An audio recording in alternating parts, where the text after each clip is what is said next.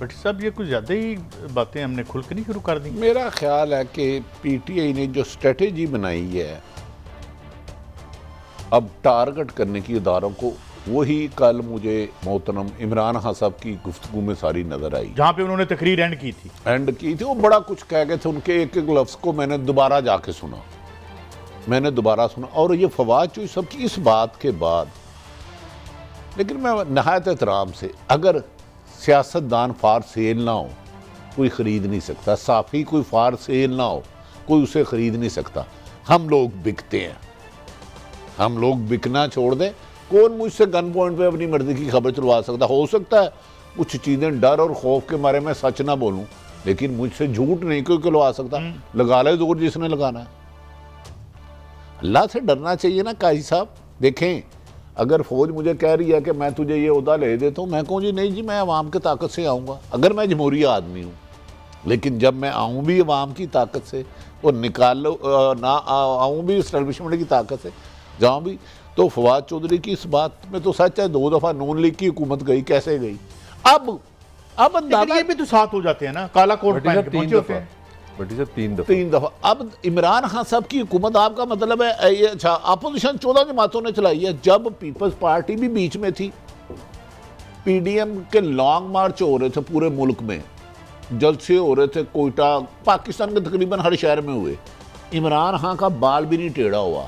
लेकिन जब एस्टेब्लिशमेंट नीचे से निकली तो पूरे का पूरा तख्त नीचे आ गया। ये कड़वा सच नहीं है गाई साहब, ईमानदारी से बताएं। हाँ नहीं, सच तो है। ये पढ़ते कड़वा है, ये मीठा, कुछ के लिए मीठा है, कुछ के लिए कड़वा है, लेकिन नहीं सच है ना, कड़वा है। ये आप देखें ना, अब मौजूदा वज़ीर आज़म हर रोज जो इत्तेहादी जमातें, जिनकी एक जमात भी है, अनीस नूरानी सब, क्या नाम है उनका मोहतरम का, उनको भी एडवाइजर बना लिया है, और जिनका एक काउंसलर नहीं है पूरे मुल्क में। तो ये ब्लैकमेलिंग की नहीं है तो और क्या है काजी साहब? नहायत एहतराम अदब से मुझे बताया, मेरी एक सीट नहीं है। ये इससे जो देखें, सियासत का एतबार तो फिर मलिक साहब खत्म हो रहा है। देखें ना, उसके लिए मैं आई मस्ट अप्रिशिएट फवाद। मैं समझता हूँ इतनी खूबसूरत बात की है, बहुत मेच्योर बात की है।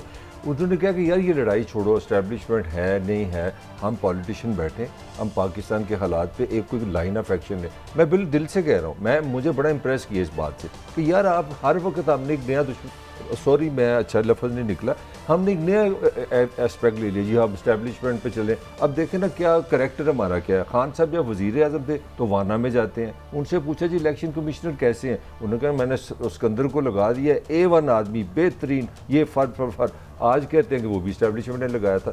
तो ये हुआ कि जब आप वज़ीर आज़म हो तो फिर इस्टेब्लिशमेंट बिल्कुल न्यूट्रल है, डेमोक्रेटिक है, पाकिस्तान के आइन के मुताबिक है, ये सब का वतीरा है। मैं समझता हूँ ये फवाद को अप्रिशिएट करना बनता है कि पाकिस्तान के पॉलिटिशियन की जिम्मेदारी वो बैठे और एक लाइन ऑफ एक्शन बनाए कि पाकिस्तान को किधर लेके जाना है। काजी साहब ये नहीं बैठेंगे। अगर लाइन ऑफ एक्शन बनाएं तो आज मौजूदा हुकूमत के 70-60% लोग दोबारा जेल में चले जाएंगे। यार आप काजी साहब पढ़े लिखे आदमी हैं, अमेरिका तक पढ़ा टीचर है। एक सवाल का जवाब दे दें, फिर मैंने एक शॉर्ट सुनवाना है। जेल में नाजायज तौर पे जाएंगे या कुछ जुर्म भी किए? नहीं, मैं ये नहीं कह रहा हुआ, लेकिन मेरे ख्याल में कोई नजायज नहीं पकड़ा गया था मेरी इन्फॉर्मेशन के मुताबिक। फैसले अदालतों ने करने हैं, पता है। हाँ, बच नजायज जाते हैं। मैं तो मीडिया सब पता है। जरा सुनते हैं कुछ और उन्होंने कहा है। अच्छा काजी साहब, जब ये बातें मैं कहता हूँ आप नाराज हो जाते हैं। बाद लोग एस नाम के बंदे हमारे खिलाफ क्लिप वायरल कर देते हैं। ये अब लॉ मिनिस्टर ने कहा, फवाद चौधरी साहब ने कहा, साहब का लॉ मिनिस्टर, इंफॉर्मेशन साइंस के मिनिस्टर, और इमरान खान के करीब थे और अहम तरीन हलकों के भी करीब हैं।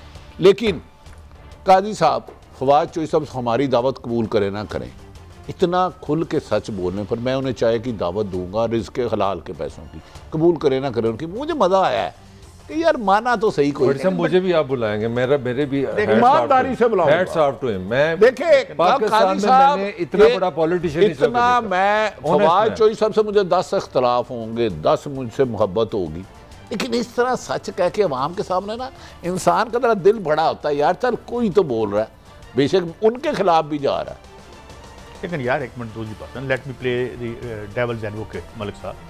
बात यह है कि हमें अपनी सियासत को कोई तालीम बालगा के मरकज में भेजना चाहिए, भेजना पड़ेगा। मुझे एक बात बताएं ना कि आपको आईने पाकिस्तान सबसे बड़ी ताकत आपको देता है पार्लिमान से बड़ा कोई इदारा नहीं है, लॉ मेकिंग करता है।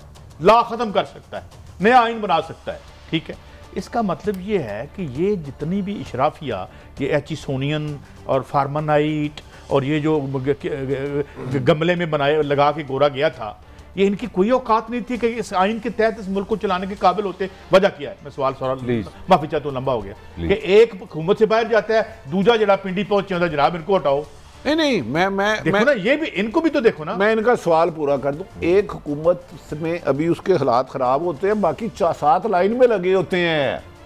मलक साहब थोड़ा सा इस बात को गहराई में देखें। इसमें सबसे बड़ी गलती पॉलिटिशियनों की है। अगर मैं बिकना नहीं चाह रहा तो मुझे कोई खरीद नहीं सकता। भट्टी साहब मैं थोड़ा आपसे खिलाफ करूंगा। भट्टी साहब आप जो असूल की बात कर रहे हैं उस पर बहस नहीं कर सकता, मगर अगर मुझे पता है कि मैंने 6 बच्चे पालने, मैं सहाफ़ी हूँ, तो मैं सोचूंगा कि यार ये मैं अगर ख़बर दे दूँ तो मैं यहाँ से अगर चला गया तो मेरे बच्चे कौन पालेगा। हो सकता है चांसेस है कि मैं बदअखलाकी पे उतर रहा हूँ, मैं अपने प्रोफेशन से ज़्यादती कर जो इंसान हूँ मैं भी। मेरे आप सवाल का थोड़ा सा जवाब मुझे दे लेने दें।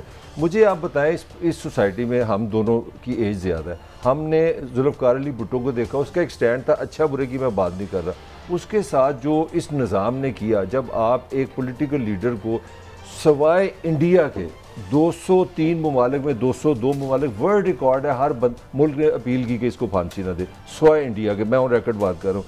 आपने 2.5 साल उसको कोठरी में रख के जब फांसी दी, आपने पॉलिटिशियन को एक बात बता दी कि तुमने सियासत नहीं करनी, अवाम की बात नहीं करनी, अपना हिस्सा लो, तो फिर इस तरह के लोग पैदा होते हैं। अच्छा, अब मैं बताता हूँ, किरदार अमल से जिंदा रहते हैं। जुल्फ़िकार अली भुट्टो चले गए, कुछ लोगों को इख्तलाफ भी होगा, उसके बाद ज़ियाउल हक भी आया, मुशर्रफ भी आया, कौन उनको उस तरह याद कर रहा है? कौन हर दफ़ा उनकी बरसी पे कितने लोग जाते हैं? किसी को इख्तलाफ भी होगा, लेकिन मलक साहब तारीख अच्छे काम करने वालों को अच्छे लफ्ज़ों में याद करती है। मैं कह रहा हूं हमने इनकरेज नहीं किया, अच्छे पॉलिटिशियन को हमने इनकरेज नहीं किया। प्लीज नहीं, अच्छे पॉलिटिशियन को तो हम मरवा देते हैं। मुझे इमरान खान की जिंदगी का भी खतरा है। मैं यही कहना चाह रहा हूँ, मुझे खतरा है। मैं आपकी बात का जवाब देता हूँ कि क्यूबा में इनकलाब करके जब उसे गोली मारी तो उसने कहा ध्यान से, तुम बंदे को मारने लगे हो, तुम्हारा हाथ कांप रहा है। किसने? ची गुएरा ने। और अब पाकिस्तान की इस्टेब्लिशमेंट से मेरा ख्याल है थोड़ा सी ज़्यादा ताकतवर है अमेरिका, और क्यूबा आज भी जिंदा है। उसके लीडर फिदल कास्त्रो, फिर राहुल कास्त्रो, अब एक और नया आया खजाना, काई साहब तो बैठे हैं ना, खड़े हैं और लड़ रहे हैं। काई साहब फिर जाने तो देनी पड़ती है। आराम से कोई दुकान खोल ले, हटिए। फवाद ने करैक्टर दिखाया। नहीं, मलक साहब उन्होंने ची गुएरा का नाम लिया ना, इस तरह कोई जिया का नाम लेता है, ये होता है हिस्ट्री। जाना सब नहीं है, सच बोलता है, तो वो जो आया है ना, लेकिन जो शान से जाते हैं वो शान से ऊपर रहते हैं। भट्टी साहब मेरा जो तो इधर आर्गुमेंट है ना, से आते हैं, हम बड़े कमजोर लोग हैं। भट्टी साहब हम सर्वाइवल के लोग हैं, बच्चों के बिल देने अगर मैं आपकी बात सुनूं तो फिर तो डाकू भी रास्ते में लूट लेता है किसी को 10 लाख रुपया, तो एक दिन बड़ी याशी करता है, फिर तो वो बड़ा बहादुर है।